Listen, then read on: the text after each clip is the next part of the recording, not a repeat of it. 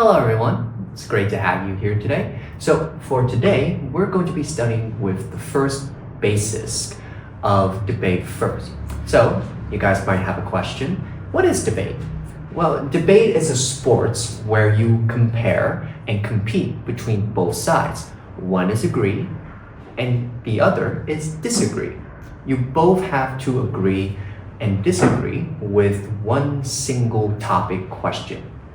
And you discuss and debate between yourself to compare, not to decide who is right or wrong, but to discover a common truth between the two sides. So it's not about finding out what is correct, but it's about finding out what are the benefits of both sides and what is correct from both sides.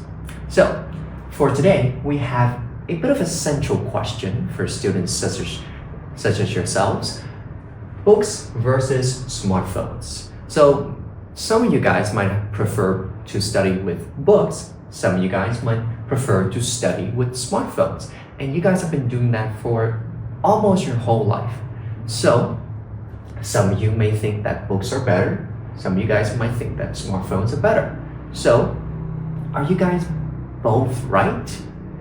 That is sort of the spirit of debate. It's about finding out who has more truths and what is the common benefits between both sides. Not about finding who is more right or more wrong. So for the objectives of this video, we are supposed to understand both sides of this question, as well as learning how to give simple reasonings, as well as for the final parts of the video, you guys have to share your own ideas. So let's begin, shall we? So the topic question of today is, should children read books instead of using smartphones?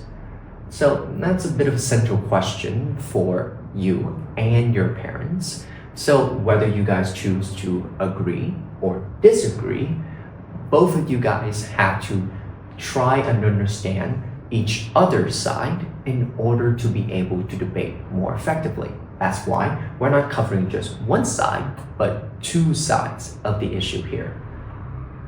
So why do some of you choose books? Well, there are a lot of reasons. First, books promote deep thinking because you guys read books and understand the information written within those books with a lot of details in them.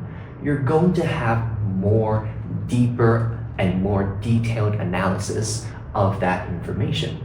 Of course, books also promote your imagination as well, because they are filled with words.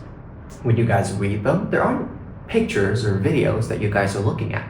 Those are just words that you guys use in order to imagine a picture or a scene in your head, which causes you to make your imagination even better.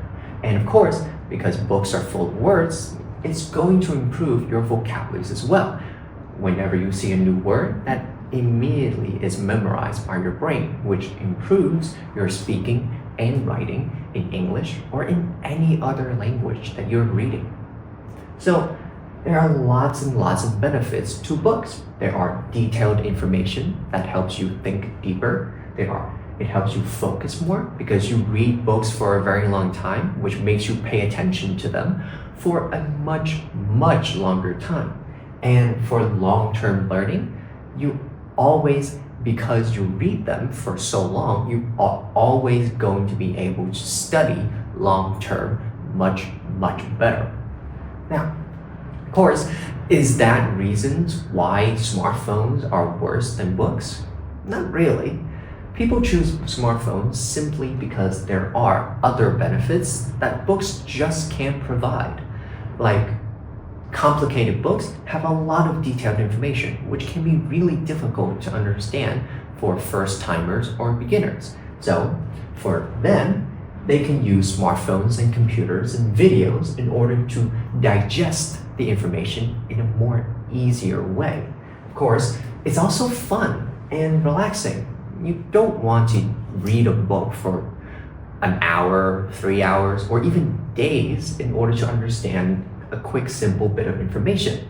reading and studying could be fun and relaxing. So because of that, smartphones and digital devices help you do that. As well as there are lots and lots of learning apps that can help you learn information in much more interactive ways, and in games, in UI interactive surfaces. There are lots and lots of more ways than just reading from a book.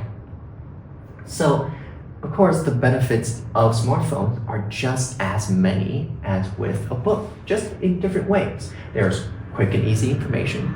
It's also very interactive. You can use chatbots, AIs, Q&As. You can use slides, drags, rolls in order to be able to learn more quickly and more effectively.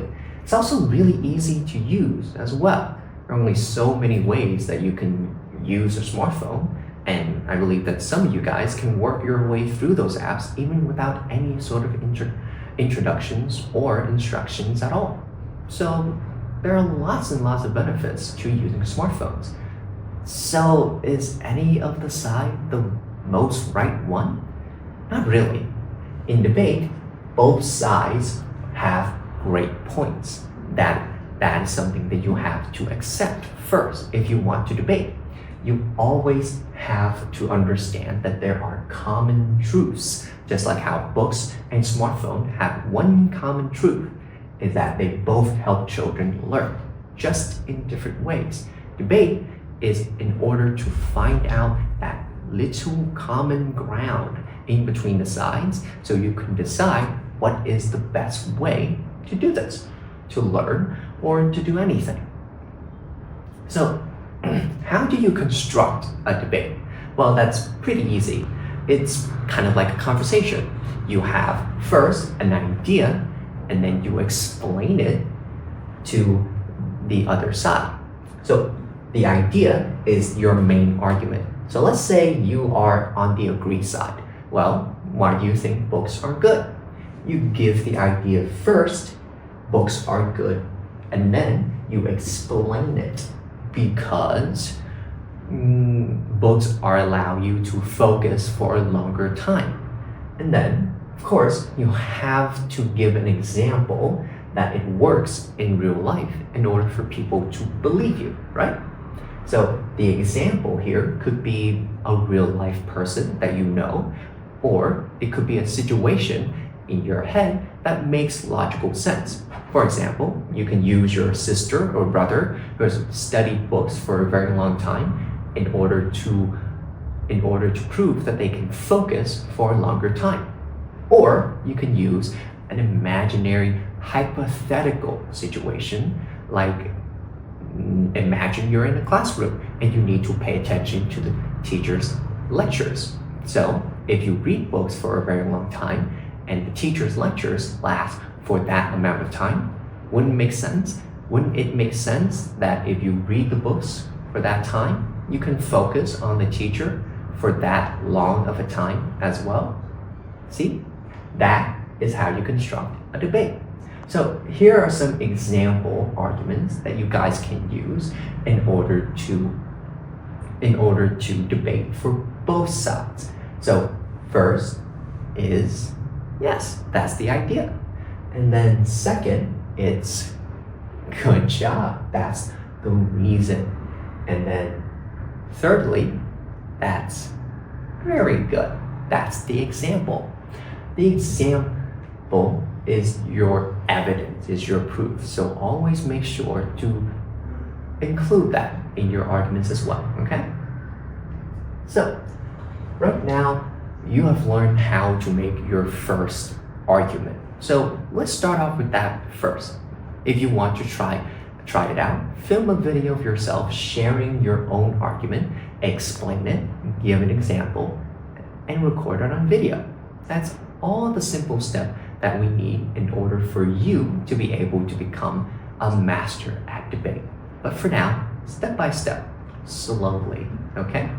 So, thank you everyone for listening. And for today, this is your assignment. So please choose which side you prefer, one reason, one example, and of course, thank you for listening. And I will see you guys in the next edition of this series. Bye bye, everyone.